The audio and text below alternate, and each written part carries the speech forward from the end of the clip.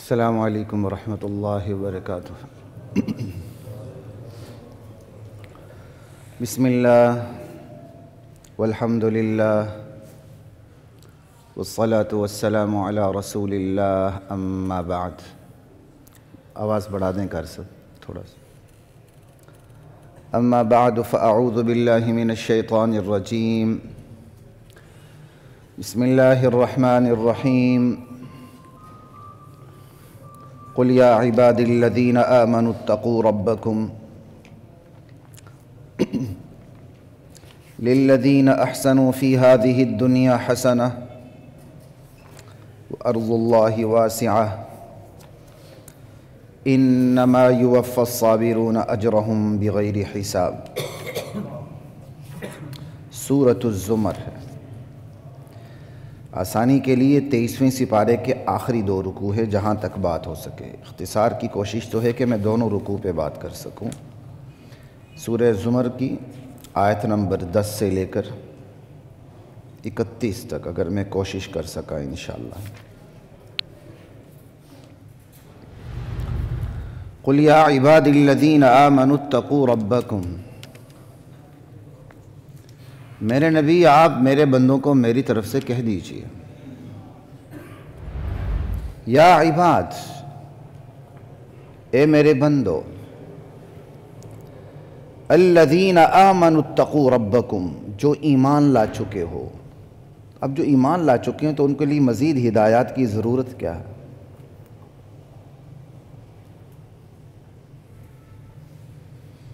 بھئی ہم اللہ فرما رہے ہیں، میرے نبی آپ میرے بندوں کو میری طرف سے کہہ دیجئے، یا عباد الذین آمنوا، اے میرے بندو جو ایمان لا چکے ہو۔ ایمان لا کے ہاتھ پہ ہاتھ رکھ کے بیٹھنا نہیں ہے، جی ہم مان چکے بس، بلکہ اتقوا ربکم، ایمان کے اوپر بس تقوی کی زندگی کی تعمیر کرنی ہے۔ اپنے رب سے ڈرو۔ اور یہ بیماری عام لوگوں میں تو ہے ہی ہے کہ عملی زندگی کی طرف نہیں آنا۔ بہت بڑی تعداد ہم اپنے آپ کو اہل توحید کہتے ہیں، جی الحمدللہ کفر و شرک سے بچے ہوئے، اللہ کا لاکھ لاکھ احسان ہے، کوئی شائبہ بھی ہے تو اللہ ختم فرمائے، لیکن ہم میں سے بھی بہت بڑی تعداد بے عملی میں مبتلا ہے۔ کیوں؟ جی ہم توحیدی ہیں، ہم موحد ہیں، بس عملی زندگی کو نہیں دیکھنا۔ یہی وجہ ہے آپ کو بڑے سے بڑے بڑے موحد نظر آئیں گے، کاروبار کی زندگی میں 1 نمبر کے فراڈیے ہوں گے، معاملات میں 2 نمبریاں کریں گے، عقیدہ بالکل ٹھیک ہوگا، اللہ سے ہی مانگ رہے ہوں گے، ٹھیک ہے، کسی بابے شابے کے در پر جا کے وہ سجدے ریز نہیں ہوں گے۔ ایمان اس حوالے سے بڑا مضبوط ہوگا، لیکن جیب کترنا، کینچی لگانا، معاملات میں ٹھگیاں کرنا، حلال حرام کی تمیز کو مٹا دینا بہت بڑی تعداد کے اندر ہے۔ بندہ غلط فہمی کا شکار ہوتا ہے، نہیں یار یہ تو بڑے اچھے لوگ ہیں، بڑا موحد انسان ہے، بڑا توحیدی ہے، چلو ذرا اس پر اعتبار کر لیں، وہی دھوکہ دے رہا ہوتا ہے۔ اللہ کو بندوں کا پتہ ہے۔ اللہ تعالیٰ یہاں عام بندوں کو خطاب نہیں کر رہے، ایک تو نا یا عبادی الذین اسرفوا علی انفسہم، اے میرے بندو جو اپنے اوپر ظلم کر چکے ہو، گناہوں کا کہ پہاڑ ڈا چکے ہو ظلم کے اپنے اوپر۔ یہاں یہ نہیں کہا کہ اے میرے بندو جو ایمان لا چکے ہو، الذین آمنوا، جو مان چکے ہو، سمجھائی؟ ان کو اللہ کہہ رہے ہیں اتقوا ربکم، اپنے رب سے ڈرتے ہوئے زندگی گزارو۔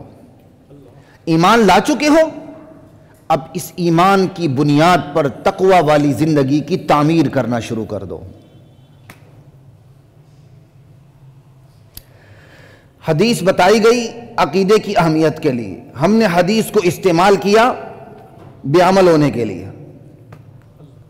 حدیث میں ہے من قال لا الہ الا اللہ دخل الجنہ، جس نے لا الہ الا اللہ کہہ دیا، یعنی جس کا عقیدہ ٹھیک ہے، ایمان ہے، بھلے اعمال میں جتنا بھی کمزور صحیح، ایک نہ ایک دن سزا پا کے یا بغیر سزا کے جنت میں ضرور جائے گا۔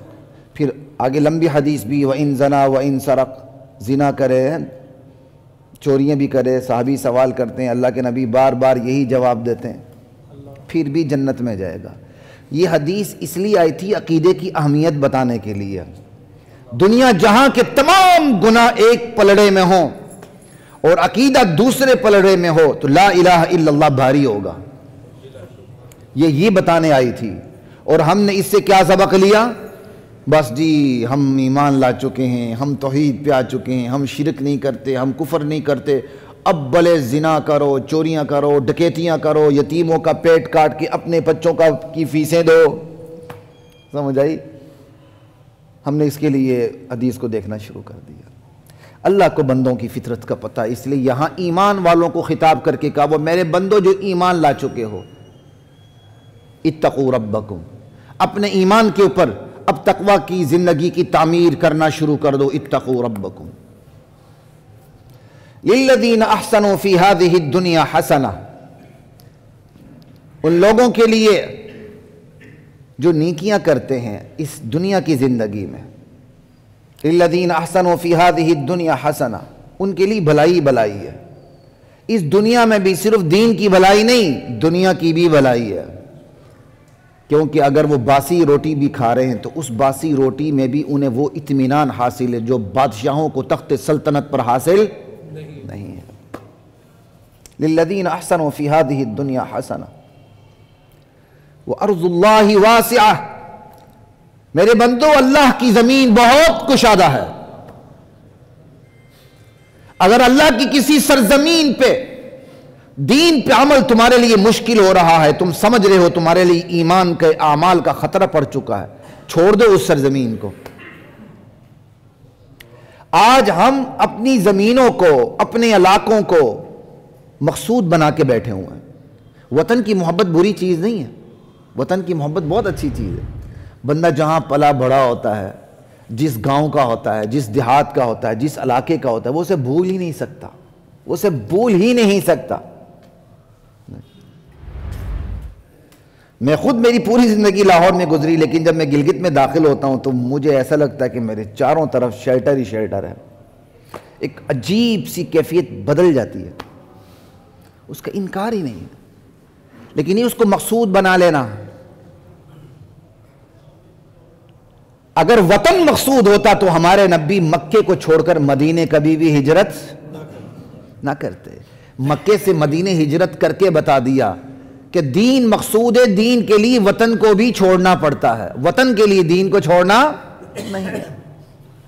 اس لیے کہا میرے بندو اللہ کی زمین بہت کشادہ ہے، اگر کسی علاقے میں تمہارے لیے ایمان پر عمل کرنا مشکل ہو رہا ہو، وہاں سے ہجرت کر جاؤ۔ کبھی کبھی میں سوچتا ہوں، یقین کریں، کیونکہ بندہ جس شعبے کا ہوتا ہے نا اس شعبے تک وہ دور تک سوچتا چلا جاتا ہے۔ آپ کی وکالت کا شعبہ ہے، آپ کی ملازمت کا شعبہ ہے، آپ کی زراعت کا شعبہ ہے، آپ کی تجارت کا شعبہ ہے، تو وہاں تک ہمارا ذہن ہی نہیں جائے گا جہاں تک آپ کا ذہن پہنچا ہوتا ہے۔ ہر بندے کا اپنا ہے، سمجھ آئی؟ وہ 50 دور کی باتیں سوچتا ہے، دور اندیشی اپنے شعبے کے حوالے سے آ جاتی ہے۔ یقین کرے میرے ذہن میں ہمہ وقت یہ آتی کہ کل اس خطے میں کیا بنے گا دین کے حوالے سے، دینی مراکز کے حوالے سے۔ کبھی کبھی سوچتا ہوں لوٹ جاؤں اپنے وطن کی طرف، کیونکہ ہمارے ہاں پھر بھی الحمدللہ صدی 2 صدی تک مشکلات پیش آنے والی نہیں ہیں، یہاں کا کوئی پتہ نہیں ہے۔ یہاں تو جو دین کی خدمت کرنے والے بھی وہ معذرت کے ساتھ یہاں کے نہیں، اکثریت باہر کی ہے۔ یہاں کے ہیں تو آپ کو پنجاب کی جو سرائکی بیلٹ ہے اس کے لوگ نظر آئیں گے، اس بیلٹ کے لوگ معذرت کے ساتھ نہ ہونے کے برابر ہیں، اس لیے یہاں تبدیلی نہیں آتی۔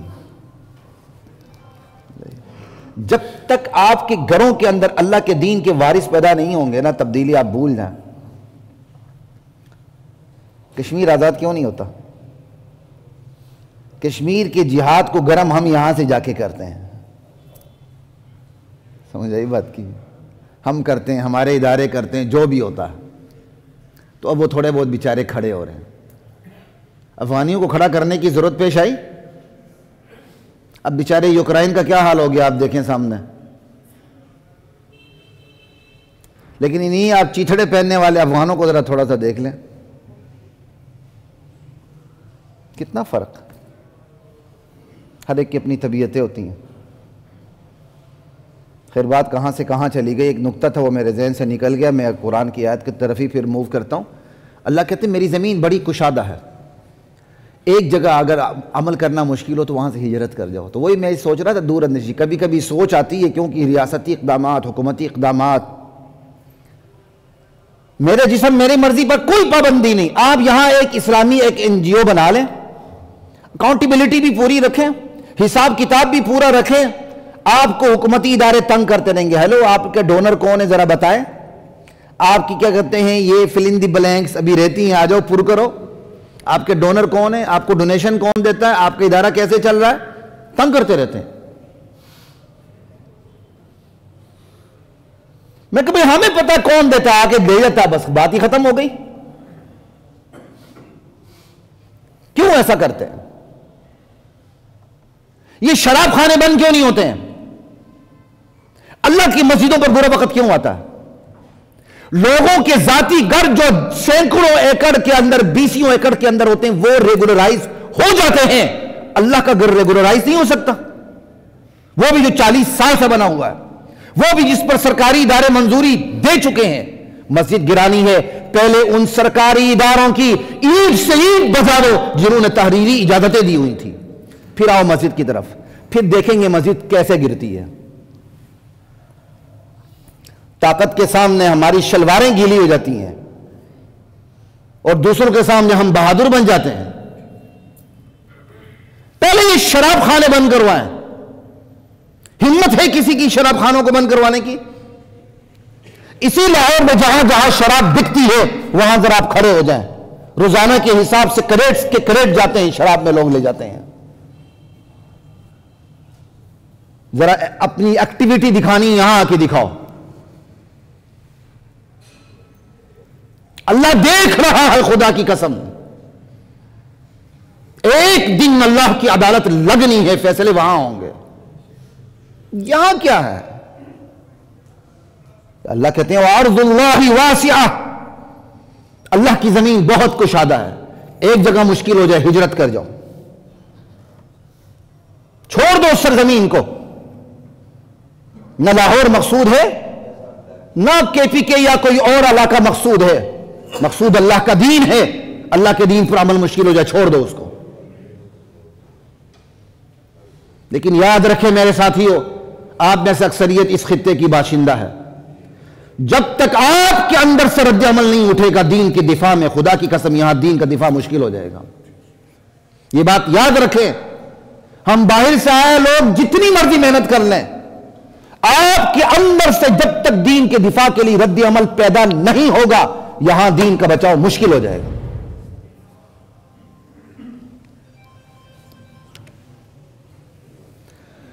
لا الہ الا اللہ واللہ اکبر. اس صوبے میں اور پھر صوبہ سندھ میں خدا کی قسم دین کے حوالے سے وہ حرکتیں ہوتی ہیں جو نہ آپ KPK میں سوچ سکتے ہیں، نہ گلگت بلتستان یا بلوچستان میں سوچ سکتے ہیں. کیوں؟ عوامی رد عمل ہے، عوامی مزاحمت ہے. وہاں ان حرکتوں کا ریاستی ادارے سوچ بھی نہیں سکتے جو یہاں سوچ لیتے ہیں. کیوں؟ انہیں پتہ یہاں مزاحمت نہیں ہوگی، ہوگی تو اتنی کم ہوگی ہم اسے قابو کر لیں گے. یہی عالی قوانین 61 کے بنے ہوئے ہیں نا، کافرانہ قوانین. امپلیمنٹیشن میں تیزی پا رہی ہے. کیوں؟ بنا کے رکھ دی ہے، قانون کچرے کی چال چلتا ہے. ٹھیک ہے، دیکھ لیا مزاحمت. ایمان کمزور ہو رہا ہے، لوگ معیشت میں گرے پڑے ہیں، لبرل ہو رہے ہیں، ماڈرنائز ہو رہے ہیں، ماڈرن لائف کی طرف جا رہے ہیں. اب 61 کے کافرانہ عالی قوانین کی امپلیمنٹیشن کرو. اور اس میں ذمہ دار دینی سیاسی جماعتیں ہیں جن کی قانون سازی کے حوالے سے ایسی چیزوں کے اندر سرگرمیاں انتہائی کم ہیں، محدود ہیں. یہ آپ لوگوں کا فرض بنتا ہے، آپ بھی مسلمان ہیں. ٹھیکے صرف دینی سیاسی جماعتوں نے نہیں اٹھائے ہوئے ہیں. آپ اپنا پینل بنا کے ایسے غیر اسلامی قوانین کو چیلنج کریں، وقت ڈال دیں حکومت کو. اور یہ یقین رکھیں ایک اللہ کے حکم کی امپلیمنٹیشن معیشت کے معاش کے برکتوں کے دروازے کھول دیتی ہے، اور ایک اللہ کے حکم کی خلاف ورزی تباہی کے دروازے کھول دیتی ہے۔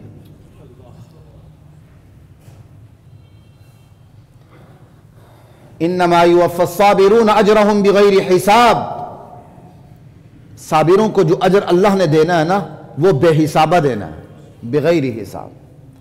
ایک بندہ کہتا ہے میں بے حساب دوں گا، یہ لو جی چیک لے لو، بلینک چیک، جو مرضی بھر دو۔ آج بھی ایسا ہوتا ہے، مسجدوں میں نہیں ہوتا، لیکن حضرت علی حجویری رحمۃ اللہ علیہ کے دربار پہ آپ کو بلینک چیک مل جائیں گے، یہ آپ کو بتا رہا ہوں، مسجدوں میں ایسا نہیں ہوگا۔ بلینک چیک ڈال دیتے ہیں لوگ، مرضی سے فل کر لو، آپ کو پتا ہونا چاہیے۔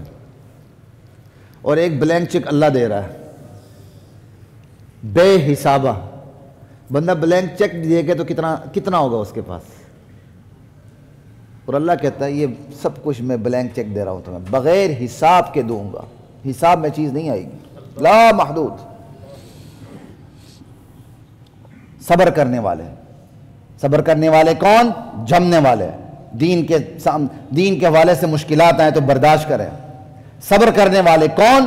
خواہشات پر پاؤں رکھ کر دین پر عمل کرنے والے۔ صبر کرنے والے کون؟ مصیبت اس کو سہ سکیں، یہ صبر کے سارے معنی ہیں، صبر عن المعصیہ، صبر علی الطاعہ، صبر علی المصیبہ۔ پھر اگر جہاں اللہ کے دین پر عمل کی مشکلات پیش آ رہی ہیں، وہاں آپ کو پتہ ہے میرا ایمان عمل بچے گا، لیکن مجھے جمنا پڑے گا، مشکلات برداشت کرنی پڑیں گی، تو ان کے لیے بھی اجر ہے۔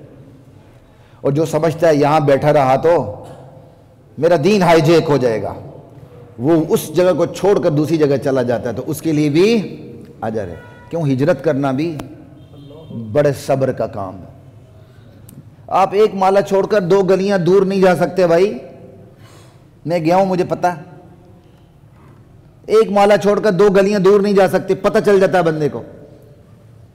50 سال آپ ایک جگہ رہے ہو، وہاں سے ذرا ہٹ کے دیکھے بندہ۔ تو اللہ تعالیٰ نے دین کی بنیاد پر ویسی بشارتیں نہیں سنائی ہوئی ہیں ویسے۔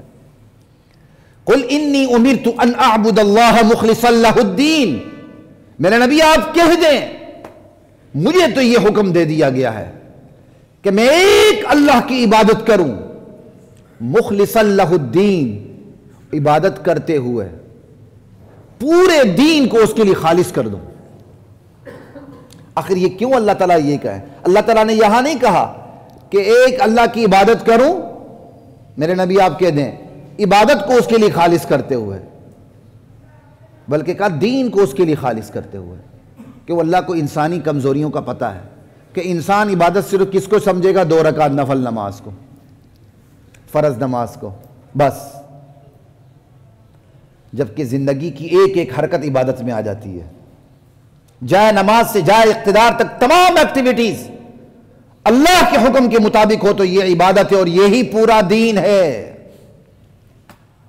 کہا میرے نبی آپ اعلان کر دیں مجھے تو یہ حکم دیا گیا ہے کہ میں ایک اللہ کی عبادت کروں پورے دین کو اس کے لیے خالص کرتے ہوئے۔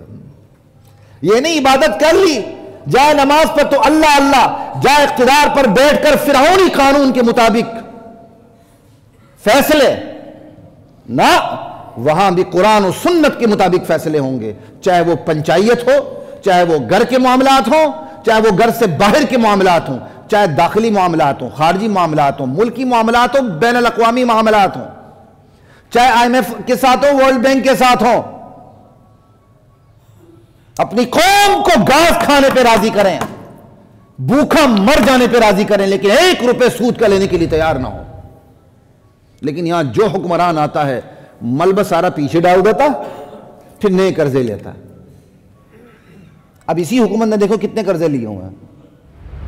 جواز کیا ہے کہ ہم پچھلوں کا سب کچھ چکا رہے ہیں، اب جو اگلی حکومت آئے گی سمجھ آئے گی، اب وہ پتہ نہیں گھبرانا نہ کہ دیکھو کون سا نعرہ لگائے گی، یہ پتہ نہیں، ابھی تو گھبرانا نہیں ہے نا، بلکہ آپ کو گھبرانے کے لیے درخواست دینی چاہیے۔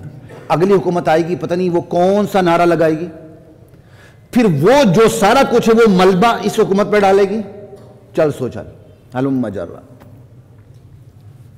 روک دے وہاں نہیں رکتا، سیٹ سے اتر آئے۔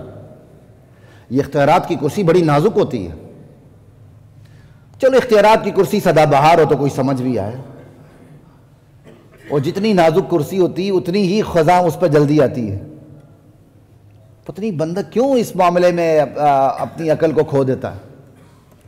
چند سال کے لیے، چند بہاروں کے لیے آنے والی پوری زندگی کو ختم کر کے رکھ دیتا آخرت کی. کیا ہے اس کرسی کے اندر؟ وَأُمِرْتُ لِأَنْ أَكُونَ أَوَّلَ الْمُسْلِمِينَ، مجھے حکم دیا گیا ہے کہ میں خود سب سے پہلے سر تسلیم خم کروں. امتی کرے نہ کرے، نبی کرے. میرے نبی آپ کہہ دیں مجھے حکم دیا گیا ہے سب سے پہلے میں تابعدار بن کے دکھاؤں. اللہ ہے بھائی، اللہ کی جلالت ہے. خادم الحرمین تو میں خیال شاہ فہد کے دور سے لگا نا، پہلے لکھا ہوتا تھا جلالت الملک. جلال اللہ کو جچتا ہے، بس کسی کو نہیں جچتا. یہ لفظ صرف اللہ کو جچتا ہے. اللہ جل جلالہ عم نوالہ. استغفر اللہ استغفر اللہ. قل انی اخاف ان عصیت ربی عذاب یوم عظیم. میرے نبی آپ کہہ دیں کہ اگر میں نافرمانی کروں تو مجھے بھی اس بڑے دن کے عذاب کا خوف لاحق ہے اگر میں نافرمانی کروں. قل، اللہ کے نبی سے کہلوایا جا رہا ہے، آپ کہیں اگر میں، اور یہاں ان شرطی ہے جو شک کے لیے آتا ہے. اگر میں، یہ نہیں کہ جب میں نافرمانی کروں، جب سے سمجھ آتی ہے نعوذ باللہ حضور نافرمانی کریں گے. کہنے اگر سے پتہ چلتا ہے کہ حضور نے نافرمانی کرنی نہیں، امت کو بتایا جا رہا ہے. میرا نبی کہہ دیں اگر میں بھی نافرمانی کروں نا تو مجھے بھی اللہ کے عذاب کا خوف لاحق ہو جائے گا. چھوٹی بات ہے.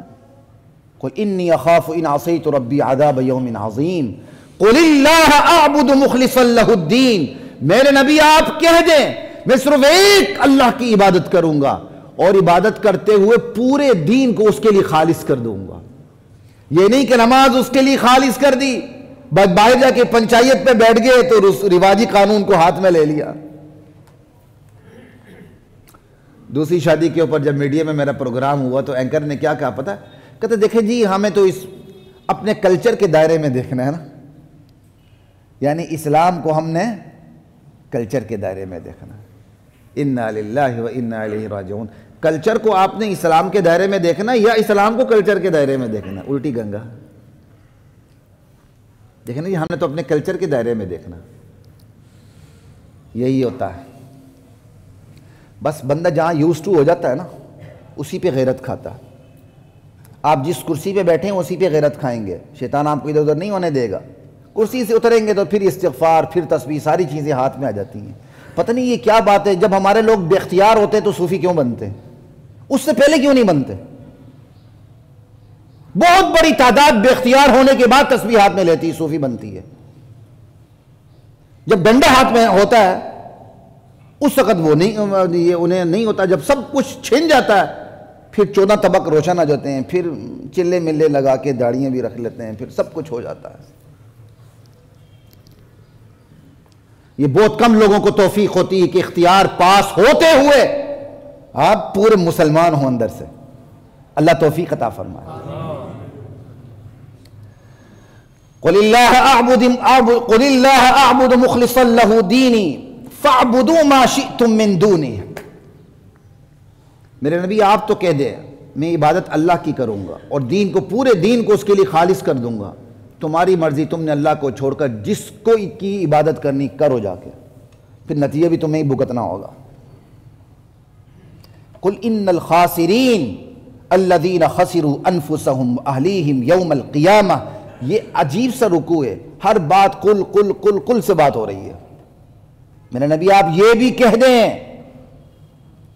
تم دنیا کے چھوٹے موٹے خسارے دیکھ کر پریشان ہو جاتے ہو. اصل خسارہ پانے والے لوگ کون سے ہیں؟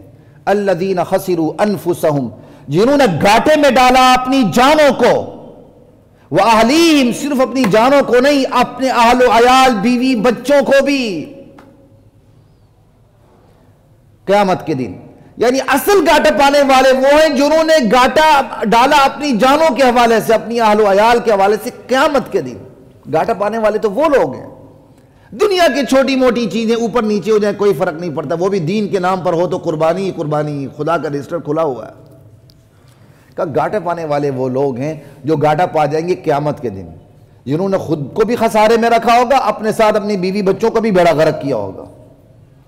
الا ذالک هو الخسران المبین، لوگوں یاد رکھو یہی سب سے بڑا گھاٹا ہے۔ بندے کا کیپٹل اماؤنٹ بندے کی کیپٹل اماؤنٹ ہی چلی جائے تو اس سے بڑا گھاٹا کیا ہوگا؟ بندہ تجارت کرتا ہے، سرمایہ لگاتا ہے، اس کا جو اصل سرمایہ وہی غائب ہو جائے، اوپر سے قرضے والے بھی پیچھے پڑ جائیں، سارے دکاندار اس کے سر پہ سوار ہو جائے، وہ کہاں جائے گا؟ آپ کہیں گے وہ لٹ گیا۔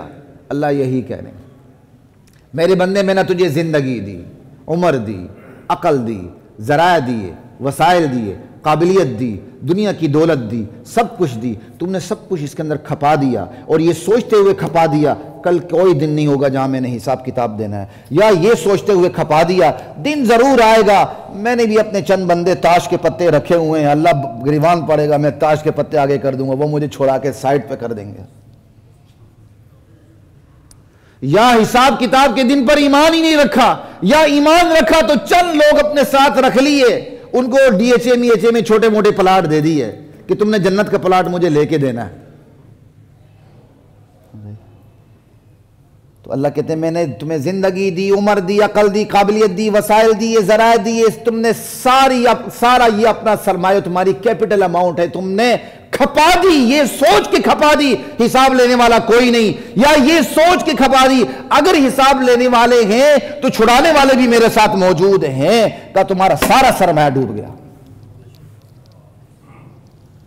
بس آج یہی سوچ لیں ہم کیا کرتے ہیں۔ ہمارا سرمایہ ڈوبنے کا ایک اور طریقہ بھی ہے، نماز نہیں پڑھنی، کل سے شروع کروں گا، حلال نہیں کھانا، نہیں کل سے کوئی غلط مقدمہ نہیں لوں گا، ہر وہ مقدمہ لوں گا جس کا کاز آف ایکشن بڑا اچھا ہے، جس سے میرا زمین مطمئن ہو جاتا ہے، میں وہی فائل پڑھ کے آگے کیا کہتے ہیں اسے فارورڈ کروں گا۔ نہیں کل سے کرتے نہیں، آج بچوں کی فیس تھی نا، کیا کریں، کرونا کے دن ہے، چلو تھوڑی بہت حلال حرام چلتی رہی، چلے آئندہ اگلے دن موت بغیر بتا کے آتی ہے۔ اب بندہ یہ کرتے ہوئے سارا سرمایہ لٹا دیتا ہے، زندگی کا، عقل کا، صلاحیتوں کا، قوت تمیز کا، قوت فیصلے کا۔ اللہ کہتے ہیں اس سے بڑا خسارہ دنیا میں نہیں ہے۔ الا ذالک هو الخسران المبین، لہم من فوقہم ظلل، ایسوں کے اوپر بھی جہنم کے شعلے چھائے ہوئے ہوں گے، ومن تحتہم ظلل، ایسے بدبختوں کے نیچے سے بھی جہنم کے شعلے ہوں گے، جہنم اوڑھنا بھی چھوڑنا جہنم ہوگا۔ ذالک یخوف اللہ بہ عبادہ، یہ وہ جہنم ہے جس سے اللہ اپنے بندوں کو اپنے نبیوں کے ذریعے ڈراتا ہے۔ کہ یہ مولوی ڈراتے رہتے ہیں، اللہ کہتا ہے میں نے نبی بھیجے اس لیے کہ ڈرائے ہیں۔ آپ کہیں سنا ہوگا نہیں جی یہ ڈراتے ہی رہتے ہیں، انبیاء کا کام یہ ڈرانا تھا۔ ہمارے نبی صلی اللہ علیہ وسلم کا لقب نذیر نہیں ہے، بشیر نہیں ہے، نذیر پہلے بشیر بعد میں ہے، جہنم سے بچنا پہلے، جنت میں جانا بعد میں ہے، پہلے بچو تو صحیح۔ لا الہ الا اللہ یا عباد فاتقون، اللہ اکبر، ذالک یخوف اللہ بہ عبادہ یا عباد فاتقون، اے میرے بندو میرے غضب سے بچتے رہا کرو، بچ کے زندگی گزارنے کی کوشش کرو۔ والذین اجتنبوا الطاغوت ان یعبدوها، جو لوگ طاغوت کی بندگی سے پرہیز کرتے ہوئے زندگی گزارتے ہیں، طاغوت شیطان، معبودان غیر باطلہ، اللہ کے علاوہ جو بھی اللہ کی طرح حکم دینے کی کوشش کرے وہ طاغوت ہے۔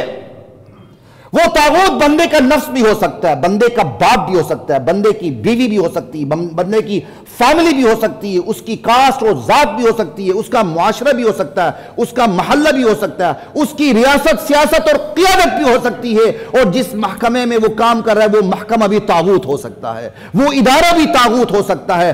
ہر وہ ادارہ، ہر وہ فرد، ہر وہ معاشرہ طاغوت ہے جو اللہ کے مقابلے میں فیصلے صادر کرنے لگتا ہے۔ ایک اللہ نے فیصلہ دیا، آپ اپنا فیصلہ سنا دیتے ہیں، ایک اللہ نے فیصلہ دیا، بندہ اپنا فیصلہ خود ہی سنا دیتا ہے۔ باپ اپنا فیصلہ سنا دیتا ہے، ماں اپنا فیصلہ سنا دیتی ہے، بیوی اپنا فیصلہ سنا دیتی ہے. اب بندہ طاغوت کی پیروی کرے یا اللہ کی. جس ادارے میں وہ ملازمت کر رہا ہے اس کی پیروی کرے یا اللہ کی. اللہ کرے تصادم نہ آئے، لیکن جہاں تصادم آئے سینہ کھول کے ٹھنڈے دل کے ساتھ فیصلہ کر لیں، میں نے طاغوت کی عبادت نہیں کرنی، میں نے کس کی کرنی ہے؟ ایک اللہ کی. نہ میں نے اپنے نفس کی ماننی ہے، نہ اللہ کے دین کے خلاف اپنے باپ بچوں کی، بیوی بچوں کی ماننی ہے، نہ کسی اور کی ماننی ہے. طاغوت ہر وہ فرد معاشرہ ادارہ ہے جو اللہ کے مقابلے میں اپنے فیصلے صادر کرتا ہے، اپنی اوپینین رکھتا ہے. طاغوت سرکشی کو کہتے ہیں. اللہ تعالیٰ نے اپنے علاوہ ہر ایک کو جو اس طرح حکمران بن کے سامنے آتا ہے سرکشی کا، حالانکہ وہ سرکش ہوتا ہے لیکن سرکشی کہہ کے بتا دیا کہ اللہ کے مقابلے میں ایسے کرنے والے صرف سرکش نہیں ہوتے، نرے سرکشی ہوتے ہیں. جیسے آپ کہتے ہیں عادل، جو عدل کرتے عادل ہوتا ہے نا بندہ، عدل کرتے کرتے اسی کو عدل کہہ دیتے ہیں جو عادل ہوتا ہے. یہ مبالغتاً کہتے ہیں. یہاں بھی ایسا ہی ہے، یہ صرف سرکش نہیں ہے، سراپا سرکشی ہے. وَأَنَابُوا إِلَى اللَّهِ، جو طاغوت کی عبادت سے پیروی سے بچتے ہوئے اللہ کی طرف رجوع کرتا ہے، لَهُمُ الْبُشْرَى، ان کے لیے خوشخبری ہے. فَبَشِّرْ عِبَاد، میرے نبی میرے بندوں کو خوشخبری دیں. کون سے بندے؟ الَّذِينَ يَسْتَمِعُونَ الْقَوْلِ، جو میری بات کو غور سے سنتے ہیں. اب اللہ کی بات اللہ خود تو نہیں سنائے گا نا آپ کو، نبی علیہ السلام کے ذریعے سنائے گا. نبی علیہ السلام سے اس دنیا سے تشریف لے گئے، اب نبی کے ورثاء آپ کو سنائیں گے، علماء سنائیں گے. تو جو دین کی بات کو غور سے سنیں. کہ جی مولوی جی کی کہنا سانو پہلے ہی پتہ کی کہنا، بس نماز دا ٹائم ہو چلی ہے، انا للہ و انا الیہ راجعون. چلیں جی ہم تو کمزور ہیں، کوئی بات نہیں، جہاں آپ کو بات سمجھ آتی ہے وہاں سے جا کر سنیں. وغیرہ یہی کل قیامت کا دن ہوگا، آپ کہیں گے لو کننا نسمع، کاش ہم دین کی بات سن لیتے. یہ سورۃ الملک ہے. اور یہاں اللہ فرماتے میرے نبی میرے ان بندوں کو بشارت دے جو دین کی بات کو غور سے سنتے ہیں. فَيَتَّبِعُونَ أَحْسَنَ، پھر بات کو سننے کے بعد اس کا جو بہترین پہلو ہے اس کی پیروی کرتے ہیں. اس کے 2-3 مفہوم ہیں. ایک مفہوم تو یہ کہ آپ ایرے غیرے نتھو پھتو کی بات نہیں سنتے، بات سنتے تو آپ فیصلہ کرتے ہیں کون سچ کہہ رہا ہے کون جھوٹ. ایک یہ مفہوم ہے. دوسرا مفہوم یہ کہ اس کے بہترین پہلو کی پیروی کرتے ہیں، کیوں ایک ہی بات کے کئی پہلو ہوتے ہیں. آپ نے ادنا لیول پہ اس کی پیروی کرنی ہے، درمیانے لیول پر یا اعلیٰ ترین لیول پر پیروی کرنی ہے. تو کہا بہترین بندے وہ ہیں جو اس حکم کی بہترین سطح پہ جا کے پیروی کر رہے ہوتے ہیں. اللہ تعالیٰ نے آپ کو 10 لاکھ دینے کا کیا کہتے ہیں کوٹا دیا ہوا ہے، صلاحیت دی ہوئی ہے. آپ اللہ کے راستے میں 10 روپے دیتے ہیں تو آپ بہترین پہلو پہ عمل نہیں کر رہے، آپ کہاں کھڑے ہیں؟ کم ترین پہلو پہ کھڑے ہیں. وہ بھی اللہ قبول کریں گے. اللہ کی صفت شکور ہے، قدردان ہے، اس کو 10 بھی دے قبول کر لیتا ہے. لیکن آپ کی اپنی صلاحیت کیا ہے؟ کہ اللہ کی بات کو سن کر بہترین سطح پر آ کر اس پر عمل کرتے ہیں. اور اس کا ایک تیسرا مفہوم بھی ہے. تیسرا مفہوم یہ ہے جو دین کی بات کو سنتے ہیں، سننے کے بعد اس کے بہترین پہلو کی پیروی کرتے ہیں، اس سے غلط پہلو نہیں لیتے. کیونکہ اللہ نے اس دنیا میں بندے کو عقل دی ہوئی ہے، وہ عقل استعمال کر کے صحیح بات کے بھی امکانی پہلو نکال لیتا ہے اپنی طرف سے. ابھی پچھلے دنوں جنید صاحب سے ہی بات ہو رہی تھی، سمجھ آئی؟ ایک بندہ آیا، اس نے نظریہ ضرورت کو ٹھیک ثابت کر دیا، اسی بندے نے غلط ثابت کر دیا، تیسری بار اسی بندے نے دوبارہ درست ثابت کر دیا. تو بندہ میرے خیال میں آپ سے تھوڑا سا اختلاف کروں گا، بندہ کچھ بھی نہیں ہوتا. بندے کے پیچھے ڈنڈا جب تک نہ ہو تو ایسا نہیں ہوتا. لا الہ الا اللہ واللہ اکبر، صرف بندہ سامنے ہوتا ہے، پیچھے تو بڑی بڑی قوتیں ہوتی ہیں جو کام کروا رہی ہوتی ہیں.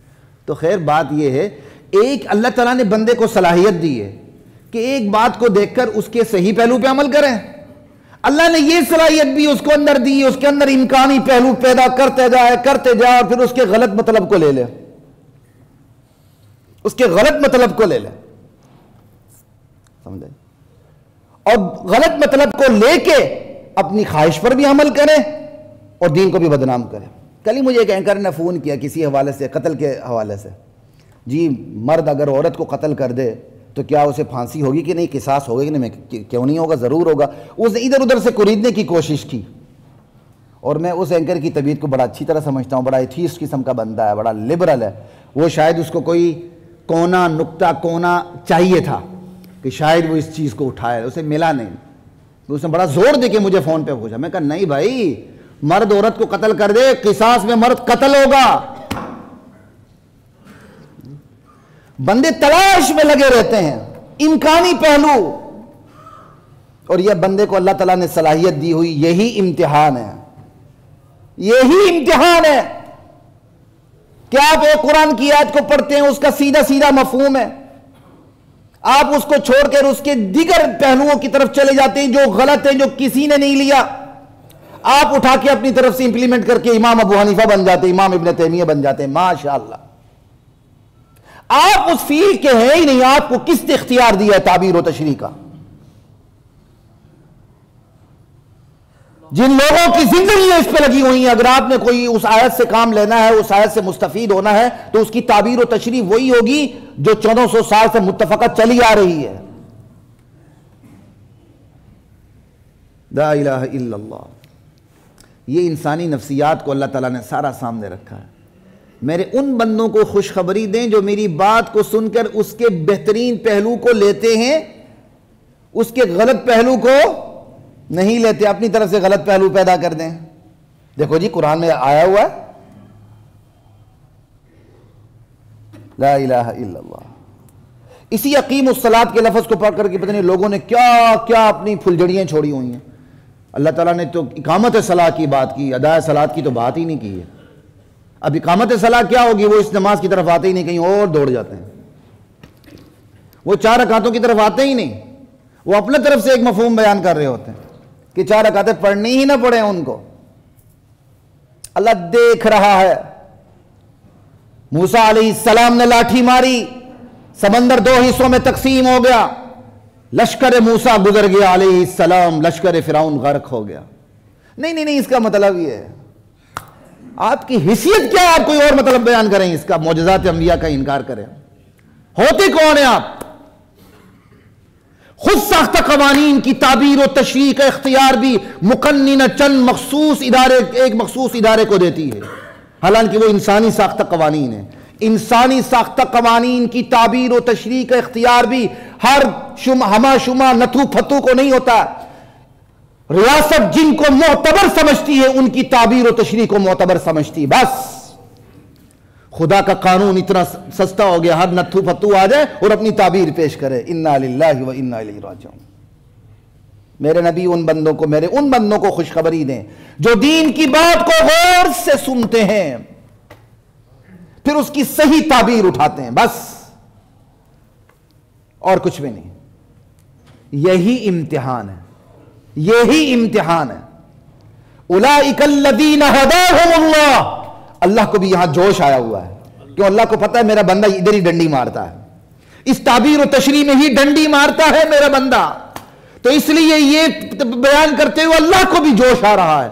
اللہ کا اسلوب دیکھے بیان کرتے ہوئے، اللہ کہتے ہیں اولئک الذین ھداھم اللہ، یہی لوگ ہیں جن کو اللہ نے ہدایت کی دولت سے سرفراز کیا ہوا ہے۔